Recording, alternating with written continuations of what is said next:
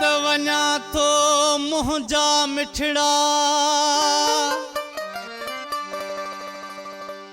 तुंहिंजो शहर छॾियो हाणी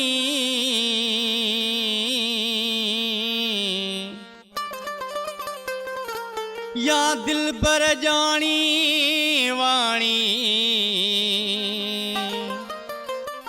दर्द ॾिनई असगर उदासीअ खे। अदाई फरमाशा ॻोठ धणी बख्श सोलंगी खां मसूद अली सोलंगी जी। नथो समझी जानी मोजी कहानी, नथो समझी जानी मोजी कहानी। तुझो ॻोठ जाने तू जाने हाणी, तुझो ॻोठ जाने तू जाने हाणी।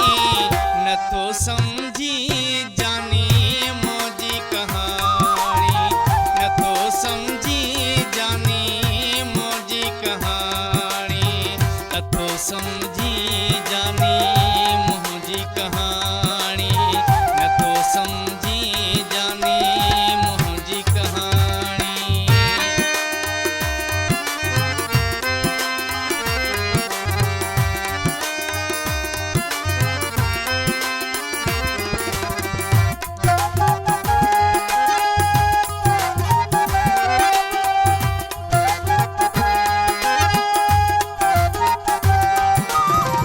इंतजार क्यों मुझो नेठ थींदे, इंतजार क्यों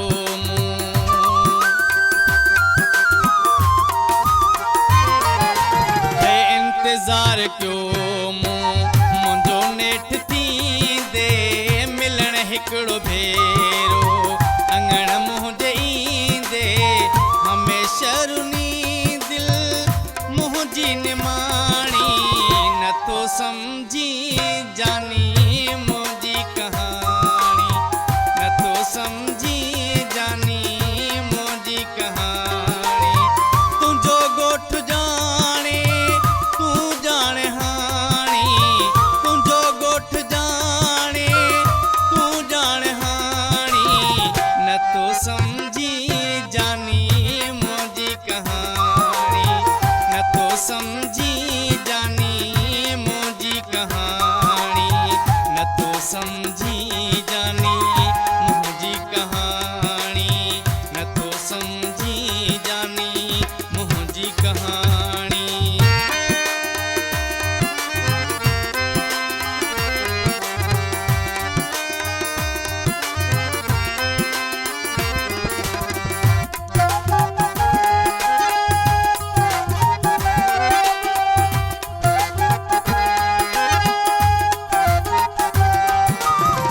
खणी दर्द तुंहिंजा पराए देश वञा तो, खणी दर्द तुंहिंजा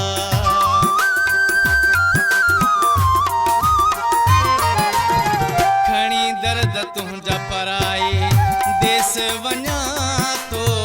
उते केरा मुंहिंजो इहो तोखां पुछां तो, सिधी ॻाल्हि करे अथई मुंहिंजी मोकिलाणी। नथो समझी जानी मोजी कहानी, नथो समझी जानी मोजी कहानी। तुझो ॻोठ जाने तू जाने हाणी, तुझो ॻोठ जाने तू जाने हाणी। नथो समझी जानी मोजी कहानी, नथो समझी जानी मोजी कहानी, नथो समझी जानी मोजी कहानी, नथो समझी जानी मोजी कहानी।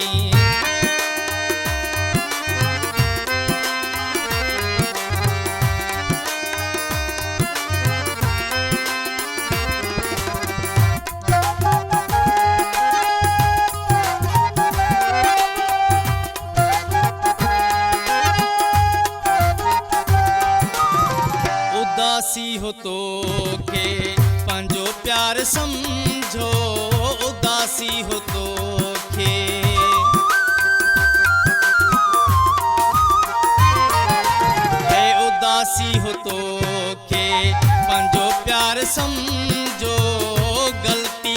से गर तोखे यार समझो सोलंगी चे सूर ने कई जान साणी न तो समझी जानी मुझी कहानी न तो समझी जानी मुझी कहानी तू जो गोठ जाने तू जाने हानी तू जो गोठ जाने तू जाने हानी न तो समझी जानी मुझी कहानी न तो समझी जानी मुझी कहानी न तो समझी